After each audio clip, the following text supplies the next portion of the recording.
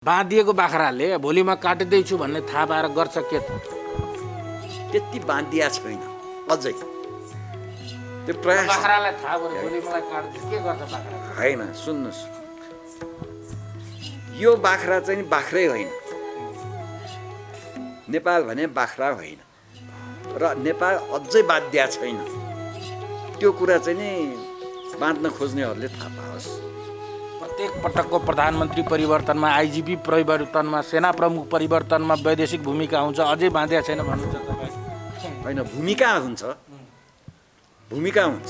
अब यो अमेरिका जस्तो देशमा ट्रम्प कराउँछ क्या। यो चिनले चाहिँ नि हाम्रो चुनावमा चाहिँ नि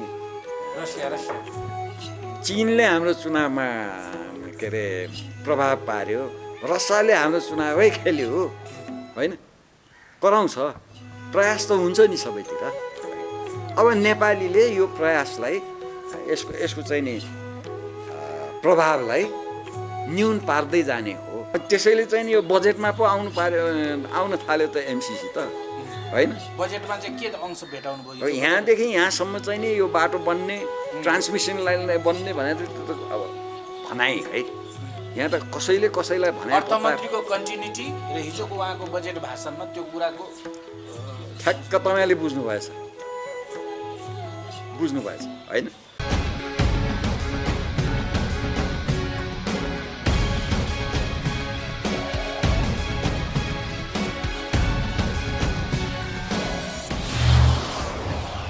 आजको कार्यक्रममा यहाँलाई हार्दिक स्वागत गर्न चाहन्छु। धन्यवाद, नमस्कार। अब सबै धेरै खालको कुराहरू छ बजारमा। बजारको कुरालाई छोडेर यथार्थपरक कुरामा हजुरसँग संवादलाई अगाडि बढाउन चाहन्छु।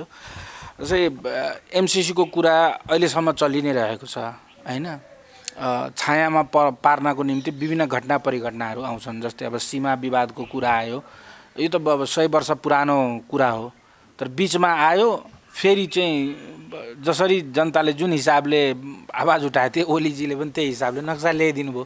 पछि भारतीय दबावमा भारतीय मिडियाहरूले चाहिँ त्यसलाई चाहिँ क्रस गरेर 2 कदम पछि हटा भनेर समाचारै आयो। टार्गेट चाहिँ एमसिसी अनि ओजेलमा पार्नको लागि सीमा विवाद लगायतका अन्य कुराहरू आउँछन् कि जस्तो लाग्छ मलाई। हजुरको विश्लेषणले के भन्छ? होइन, विश्लेषण गर्ने आधारहरू के हो? म आजकल अन्यलमा परेको छु। तपाईँहरूले नयाँ विश्लेषकहरू, धेरै बुद्धिजीवीहरू ल्याउनुहुन्छ, सबैको सुन्छु। हजुर। अब तपाईँले नै कसरी विश्लेषण गर्नुभयो यो एमसिसीलाई? टार्गेट हो अनि चाहिँ नि बोर्डर त्यसैलाई इन्फ्लुएन्स गर्नलाई ल्यायो। बोर्डर मैले जति बुझेँ मैले त्यो भने होइन। बुझ्नु त भयो, तर बुझ्ने आधार के हो मैले बुझेको छैन। एमसिसी भनेको नेपाल अमेरिका रिलेसन सम्बन्धी एउटा होइन। बोर्डर भनेको नेपाल इन्डिया सम्बन्धी। त्यही त, नेपाल र इन्डिया बीच अब कोलाइसन भएपछि हजुर हो। त्यसमाथि फेरि ट्राइजङ्सन भनेपछि नेपाल चाइना इन्डिया सम्बन्धी होइन। हाम्रो नेपालको राजनीति कहाँ पुगिरहेछ भने मलाई त त्यसमा पो चिन्ता छ। कहाँ पुगिरहेछ त्यो तपाईँलाई थाहा छ, त्यही भनिदिनु छ। होइन, थाहा भइदियो भए त भइहाल्थ्यो है। किन हर्ताकर्ता त सरकार छ, पार्टी छ, संसद छ, जनताले दिएको भोट छ होइन, संविधान छ। म त यो संविधानै काम नलाग्ने भन्ने मान्छे होइन। किनभने यस्तै हुन्छ भनेर नेपाल त फस्यो। कहाँ फस्यो थाहा छैन, मलाई नै थाहा छैन कहाँ फस्यो भने। एमसिसी भने नेपाल र अमेरिकाको सम्बन्ध हो। एमसिसी भनेको अमेरिकाले नेपाललाई दिन खोजेको या नेपालले स्वीकारिसकेको कार्यक्रम हो होइन। तर जनताबाट त्यसको विरोध भइरहेको हो। अब त्यसमा पुँजी छ होइन। जनताको भोट पाएका नेकपा छ है। नेकपाको मन्त्रीले पनि सही गरिसकेका छ त्यसमा है। काङ्ग्रेसले पनि सही गरिसकेका छ होइन। अब यो विरोध केबाट आइरहेछ होइन। हामीले लिन चाहेको हो कि नलिन चाहेको हो भनेपछि सरकार हेऱ्यो भने सरकारले भनेको छैन हामीले लिन चाहेको छैन भनेर। प्रस्ताव गर्छु भनेर भन्छ संसदमा होइन। यो सन्धि हो। यो के अरे चाहिँ नि संसदको 2/3 पास गर्ने सन्धि हो। यो त दुई देशको बिचको एउटा एडको कार्यक्रम त्यो हो भने त फेरि त्यत्रो चाहिँ नि त्यहाँ प्रस्तावहरूमा कागजहरूमा अमेरिकीले यो चाहिँ संसदबाट पास गर भनेर भन्या रहेछ होइन। संसदबाट पास गर्ने त यो त धेरै गहिरो कुरा रहेछ भन्नु पर्यो हामीले त होइन। त्यस्तो गहिरो कुरा हो भनेर त न सरकारले हामीलाई भन्छ न विरोधीले हामीलाई भन्छ। यसबारे हामी शङ्का गर्नु पर्यो कि परेन ल भन्नुहोस् त। हजुर हजुर। फेरि आफ्नै पार्टीको सदस्यहरूले विरोध गरेको छ फेरि त्यहाँ होइन। फेरि चाहिँ नि सत्ताधारी पार्टीको सचिवालयले यसबारे चाहिँ नि परिवर्तन ल्याउनु पर्छ भनेर भनेको छ फेरि है। सरकारले पनि हुन्छ भनेको छ फेरि।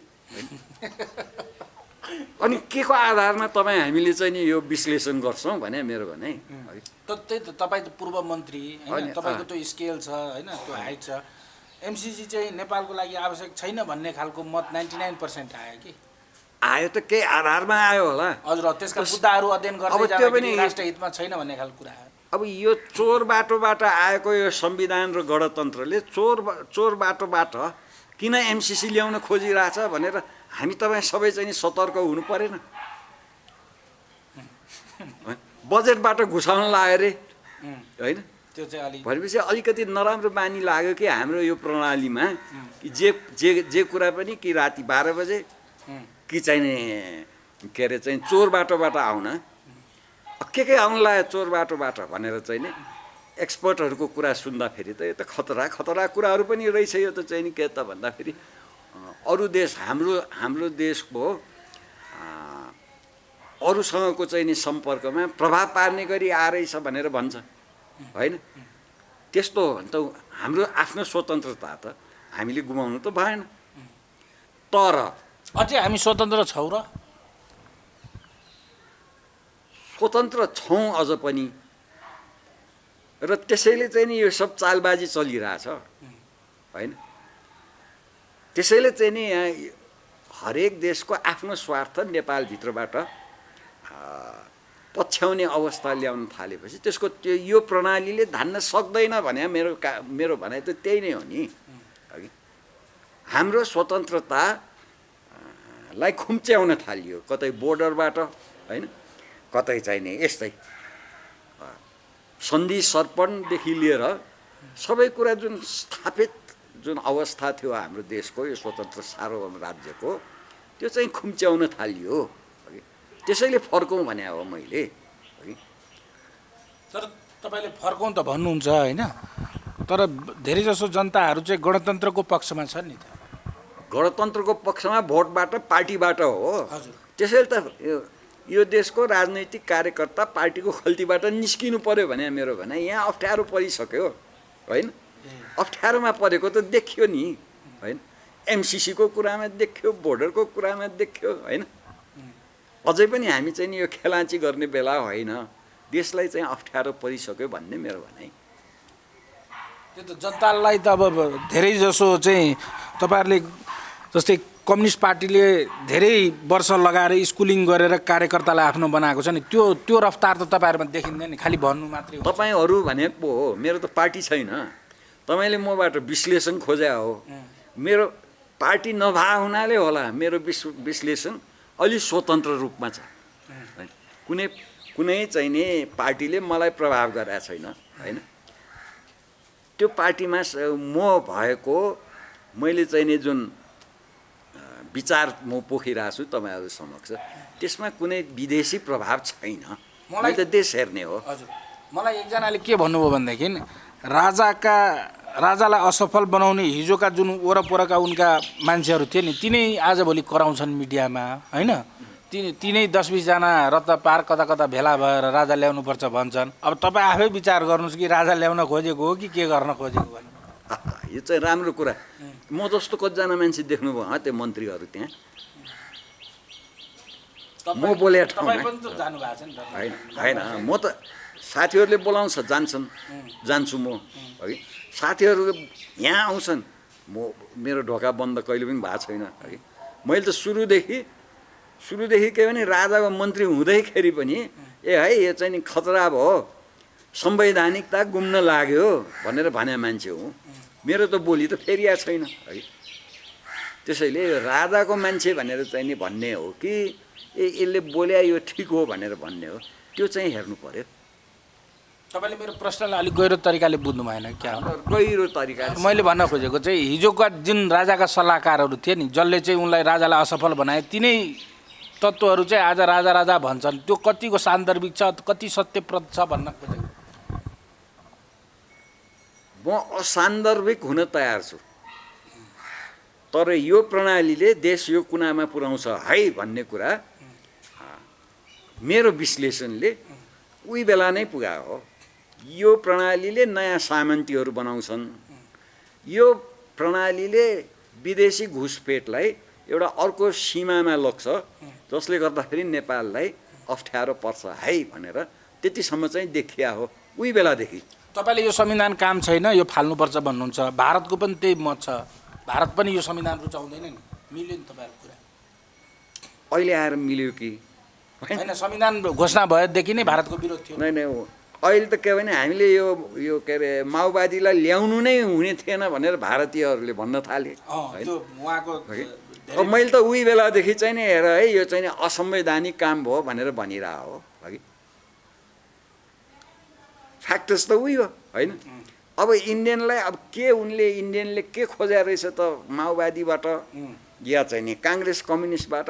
अब काङ्ग्रेस कम्युनिस्ट र माओवादीले भनोस् भने नि मेरो भनाइ है, उहाँहरू इन्डियनले भारतको यो पश्चाताप एउटा चाहिँ कर्नेल स्तरको होइन ब्रिगेडियरको मुखबाट सुन्दाखेरि कस्तो महसुस भयो तपाईँलाई? हिजो मैले एउटा पत्रकारलाई भनेको थिएँ, उहाँहरूले अन्तर्राष्ट्रिय रूपमा अपराध गर्नुभयो। उहाँहरूले नै चाहिँ नि के अरे आतङ्ककारी तोकेको पार्टीहरूलाई उहाँहरूले समर्थन गरे रहेछ भनेर उहाँहरू अब स्वीकार्नुहुन्छ। अपराध गरेँ भनेर चाहिँ नि स्वीकार्नुहुन्छ भने खुसीको कुरा हो, तर सच्याउन त अब नेपालीले सच्याउनु पर्यो, उहाँहरूले सच्याउने होइन नि। उहाँले जे बदमासी गर्नु त्यो गरिसक्नुभयो। यहाँ दुःख त हामीले पायौँ होइन। यो के अरे चाहिँ नि एमसिसीको कुरा पनि यसरी चाहिँ नि आउँदो रहेछ होइन, बोर्डरको कुरा पनि यसरी आउँदो रहेछ। यो त उहाँहरूभन्दा पुरानो देश हो यो, बुझ्नु भएन? नेपाल भने त भारतभन्दा पुरानो देश हो। हामी स्वतन्त्र हुँदाखेरि त उहाँ त स्वतन्त्र नै थिएन नि। त्यसैले हामीले हाम्रो हिसाबले चाहिँ नि चल्ने हो। भारतको आजको जुन रोदन छ त्यहाँको ब्युरोक्रेट्सको, यो माओवादी पाल्नेहरूको, त्यो के पुरा नभएपछि भएको त्यो रोदन जस्तो तपाईँलाई लाग्छ? त्यसलाई अलिक प्रस्ट्याइदिनु तपाईँ मजाले बुझ्ने गरी। होइन, प्रस्ट्याउन सजिलो छ। नेपालीले आफ्नो 7 साल पछिको इतिहास पढे बुझ्यो।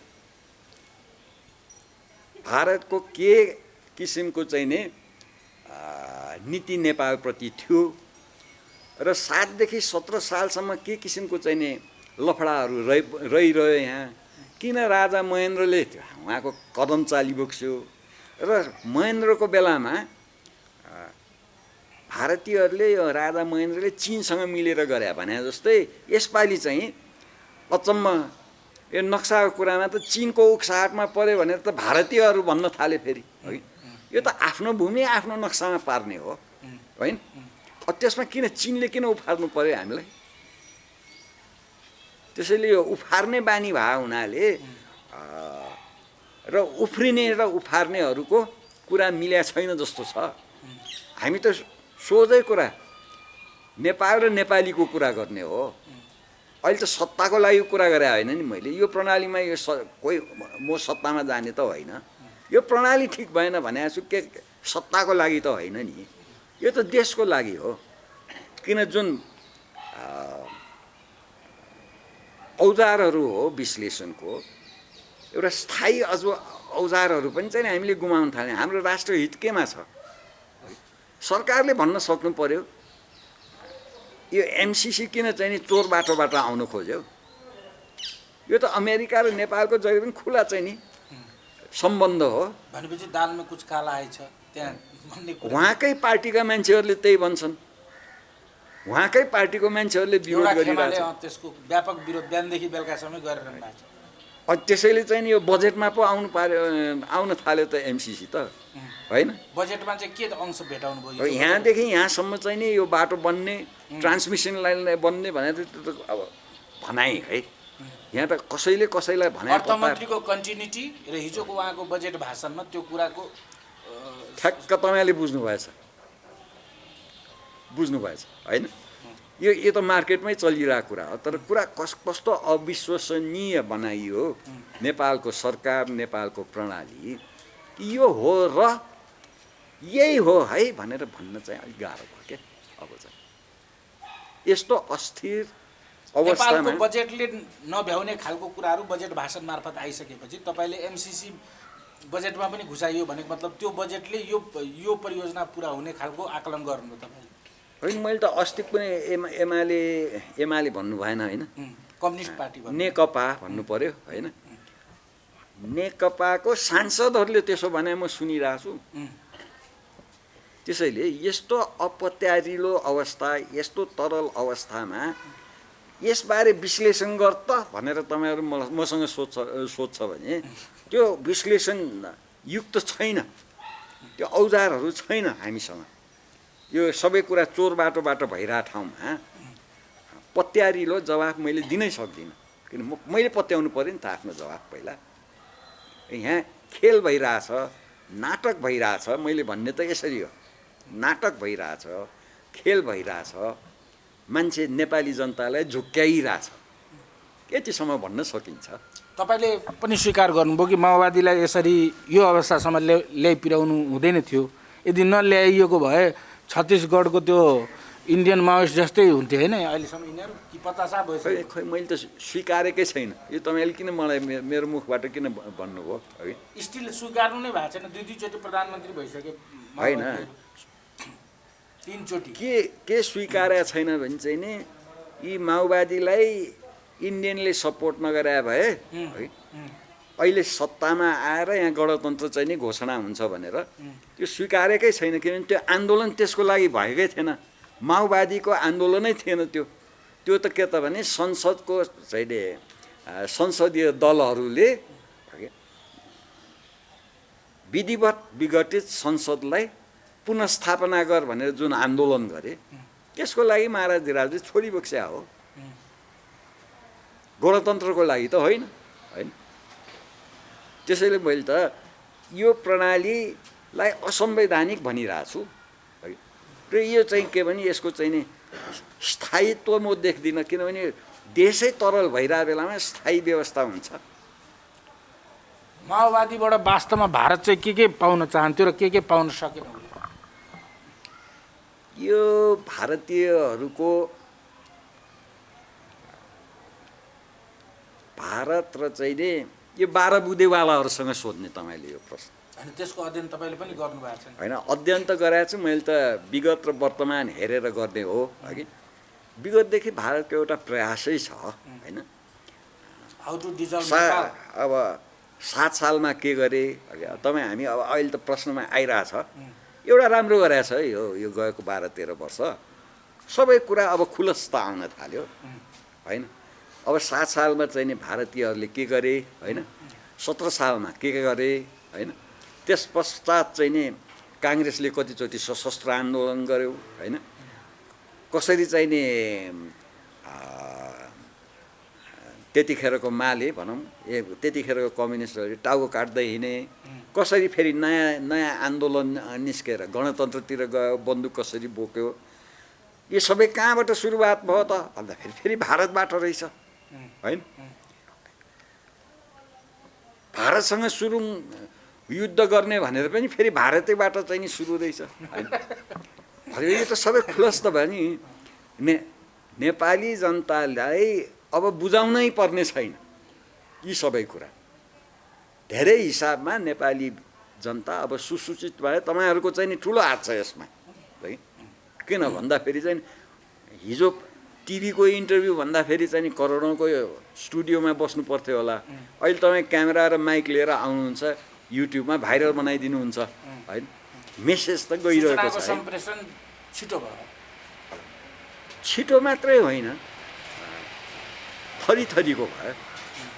यी आवाजहरू पनि आउन थाल्यो जुन कुरा वास्तवमा विगत 30 वर्षसम्म छोपिएको थियो किन आएन भनेर चाहिँ अब पत्रकार वर्गले हामीले किन दिएनछौँ है यो इस्युहरू भनेर सोध्ने बेला पनि आयो नि त सोच्ने बेला आयो होइन अहिले म चाहिँ के भने यो प्रणाली यतातिर गइरहेछ है यो चाहिँ देशलाई अस्थिर बनाइरहेछ थप अस्थिर भइरहेछौँ हामी भने मैले भन्न सक्ने चाहिँ एउटा माध्यम त आइरहेछ नि त होइन गाली पनि पाउँछु म त्यो कमेन्ट्समा हेर्छु यो चाहिँ कस्तो कस्तो राजावादी रहेछ यो होइन ज्ञानेले यसो गर्यो वीरेले यसो गर्यो भनेर चाहिँ नि कमेन्ट पनि पढ्छु अझै सुसूचित हुन बाँकी हिजोका कार्यकर्ताहरू अझै छन् जस्तो लाग्छ होइन शब्दावलीले गर्दा है शब्दावली र चाहिँ त्यो लघुताभास है एक थरीको एउटा त्यो पार्टीले कट्टर बनाएको हुन्छ नि त्यो सिकाएका कुराहरू होइन त्यो त्याग्न नसक्या म त के भनिरहेको छु भने त्यो पार्टीको खल्तीबाट निस्को नेपाली नागरिक भएर चाहिँ नि नेपालको क्षमता हेर्नु होइन हामी कहाँ गइरहेछौँ आफ्नो विश्लेषण आफै गरौँ भनेर म त्यो भनिरहेको छु होइन गाली पनि खाइन्छ त्यतिखेर पनि झन् गाली खाइयो भारतको त्यत्रो लगानीको प्रतिफल उनले नपाइसकेपछिको अबको अवस्था के हुन्छ नेपालको सेरोफेरोमा त्यही त तपाईँले यसरी भन्नुभयो कि ज्योतिषले पनि भन्न सक्छ कि सक्दैन नेपालको कुरा अब कता जान्छ होइन हेर्नुहोस् न अब कुरा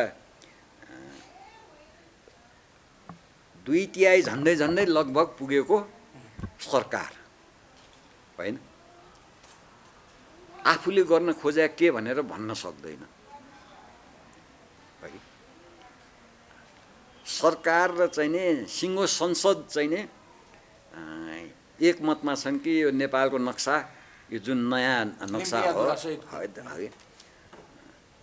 त्यो टेबल गर्न पनि टाइम लाग्दो रहेछ किन हो कुनै होइन कुन बेला चाहिँ नि संसदले आफ्नो एजेन्डा पोस्ट गर्छ भोलिपल्टै त्यो पोस्टपोन हुन्छ होइन कुन फ्याक्टरले गर्यो भन्ने होइन त्यसरी भोलि के हुन्छ भन्ने त के त भन्दाखेरि तपाईँको एउटा निश्चित योजना छ र त्यो निश्चित योजना बमोजिम काम भइरहेछ भने अनि त्यसपछि यो यहाँ पुग्छ भन्ने हुन्छ आजको भोलि के हुन्छ भने सरकारलाई थाहा छैन होइन सिङ्गो बाटो चाहिँ नि 12 वर्ष लगाएर बनाएको बाटो चाहिँ नि प्रधानमन्त्रीलाई चाहिँ नि अवगत भएन भन्छ होइन यस्तो अवस्थामा तपाईँले चाहिँ नि म बाटो म बिचरा म त यहाँ घर बसिरहेको छु म त तपाईँहरूले जे प्रक्षेपण गर्छ म त्यसैबाट एनालाइज गर्ने हो मैले पढाए लेखाए त्यो प्रयोग गर्ने हो त्यो प्रयोग गर्दाखेरि त यो त धेरै अस्थिर कहाँ जान्छ थाहा भएन त्यो ओह्रालो कायम राख्यो भने यही प्रणाली रह्यो भने है अनि तपाईँले के भन्नुहुन्छ भने खै त जनता त यही प्रणालीमा यो त्यसलाई राजनीति शास्त्रको शब्दावलीमा इलेक्टोरल डेमोक्रेसी भन्छ कि चुनाव भयो भने प्रजातन्त्र भयो सिद्धियो त्यो चुनाव कसरी भयो ती पार्टीहरू कसरी चलेका छन् त्यसमा प्रभावहरू के कति छन् त्यतातिर नहेरे पुग्यो चुनाव भएपछि सिद्धियो त्यस्तै चुनावी प्रणालीले हिटलर पनि जन्म्या हो होइन र त्यस्तै चुनावी प्रणालीले सिक्किम पनि गयो होइन अनि त्यसैले त्यसमा चित्तै बुझाउनु पर्छ भन्ने त छैन उसो भए तपाईँलाई अब डाइरेक्ट क्वेसन सोधौँ त नेपाल कहिलेसम्म भारत बन्छ भनेर सोध्नु त तपाईँलाई कहिले दिने हो यो प्रश्न मैले ऋषि ढङ्गलालाई सोधेको थिएँ धेरै चर्चित भएको थियो है तपाईँले राम्रो प्रश्न सोध्नुभयो नेपाल डाइरेक्टै तपाईँलाई विश्लेषण गर्न पनि अप्ठ्यारो लाग्दो रहेछ डाइरेक्ट बोल्ने मान्छे तपाईँ अब डाइरेक्ट सोधिदिउँ नि त नेपाल कहिलेसम्म भारत बन्छ तपाईँ टुलटुलुक्क हेरेर बसिरहनुहुन्छ यही तरलताको उद्देश्य त्यही हो कि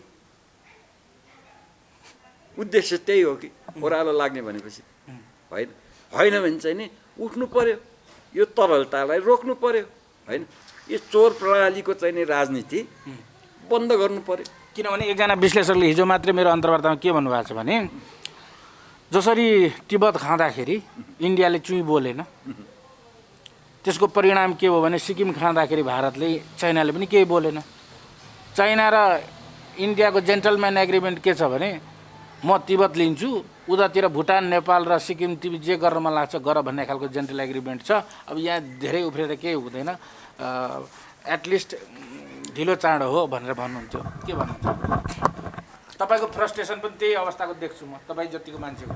होइन, त्यसैले मैले यो प्रश्न सोधेँ कि कहिलेसम्म भारत भन्छ भनेर। नेपाली जनताले केही नगर्ने हो भने यही परिस्थितिमा त्यो पनि एउटा उद्देश्य हुनसक्छ है। बोल्दाखेरि त मान्छेलाई रिस उठ्ला होइन, तर वास्तवमा भइरहेछ। तर एउटा फरक के छ त अहिले भन्दाखेरि नेपाली जनता धेरै सुसूचित भएर गएको छ है। सम्भवतः त्यो 7 साल अगाडि जुन परिस्थिति नेपालमा थियो है, एक थरीको भनाइ के थियो त भन्दा यो रोटी बेटीको होइन, एउटा त हो नि देश, यो चाहिँ यहाँका सम्भ्रान्तहरू चाहिँ नि सम्भ्रान्त बन्नलाई बनिरहेको यो देश भनेर भन्थे त्यतिखेर होइन। अब त धेरै शिक्षित भए हाम्रो त त्यो इन्डिया यो नेपाल भन्ने छुट्याउने कुराहरू धेरै रहेछ, इतिहासै रहेछ होइन। र हाम्रो चाहिँ नि चाहना नै रहेछ हामी नेपाली बनी बसिराखौँ, हामी नेपाली बनेर अगाडि सर्न सक्छौँ भन्ने चाहना धेरै नेपालीमा पनि छ। हाम्रो पुर्खाहरूले चाहिँ नि लडेर रगत बगाएर यो नेपाल रहेको हो, त्यसै चाहिँ नि हामी यो छोड्दैनौँ भन्ने नेपालीहरू प्रशस्त छन् अब। र अब त्यो नेपाली भावनालाई धान्ने प्रणाली चाहिँ चाहियो। यो प्रणालीले चाहिँ त्यो धान्न सक्ला जस्तो लागेन, अवस्थै त्यस्तो देख्दिनँ। किन लागेन त भन्दाखेरि जब नेताहरू नै नयाँ सामन्ती बन्छन्, मलाई चाहेन, मलाई सुहाएन, त्यसैले म यो संविधान च्यात्छु भनेर जब भन्छन्, त्यसपछि चाहिँ नि ती सामन्तीहरूले जे पनि गर्न सक्ने रहेछ भनेर त अहिले हामी देखिरहेछौँ होइन। हरेक तपाईँहरूको जुन प्रश्न आउँछ नि विश्लेषण गर भन्ने प्रश्न के त भने यसो किन भयो, नहुनु पर्ने कुरा भइरहेछ। अब म तपाईँलाई अर्को कुरा सोध्छु, अब यो कतिले मूर्खतापूर्ण प्रश्न भन्न सक्ला। बाँधिएको बाख्राले भोलि म काटिँदैछु भन्ने थाहा पाएर गर्छ के त? त्यति बाँधिया छैन अझै, त्यो प्रयास। बाख्रालाई थाहा भयो भोलि मलाई काट्दैछ, के गर्छ बाख्राले? होइन, सुन्नुहोस्, यो बाख्रा चाहिँ बाख्रै होइन, नेपाल भने बाख्रा होइन र नेपाल अझै बाध्या छैन। त्यो कुरा चाहिँ नि बाँध्न खोज्नेहरूले थाहा पाओस्। प्रत्येक पटकको प्रधानमन्त्री परिवर्तनमा, आइजिपी परिवर्तनमा, सेना प्रमुख परिवर्तनमा वैदेशिक भूमिका हुन्छ, अझै बाँध्या छैन भन्नुहुन्छ तपाईँ? होइन, भूमिका हुन्छ, भूमिका हुन्छ। अब यो अमेरिका जस्तो देशमा ट्रम्प कराउँछ क्या, यो चिनले चाहिँ नि हाम्रो चुनावमा चाहिँ नि रसिया चिनले हाम्रो चुनावमा के अरे प्रभाव पार्यो, रसियाले हाम्रो चुनावै खेल्यो होइन, कराउँछ। प्रयास त हुन्छ नि सबैतिर। अब नेपालीले यो प्रयासलाई यसको चाहिँ नि प्रभावलाई न्यून पार्दै जाने हो। त्यसको लागि पार्टीको खल्तीबाट निस्केर एकजुट हुनु पर्यो, जहाँ बिग्रियो त्यहीँ जानु पर्यो, त्यहाँबाट सपार्दै ल्याउनु पर्यो भने मेरो भनाइ। जनता पनि दोषी छ, बियर, मासु, मोटरसाइकलको तेल, त्यो सब अब यो अन्तर्वार्तामा होइन, पत्रकारलाई गाली नगर्नु, जनतालाई गाली नगर्नु भन्छ क्या। ओ त्यति ठुलो त्यो गणेश मान्जी जस्तो हुनु पर्यो, भेडा बाख्रा हो नेपाली जनता भने, त्यस्तो अवस्था मेरो छैन। तर जनताले सिक्नु पर्यो, त्यति त गुहार माग्नु पर्यो नि त। हजुर, त्यो अनुरोध त गर्न सकिन्छ। कुरा त्यो। Thank you very much. हस्।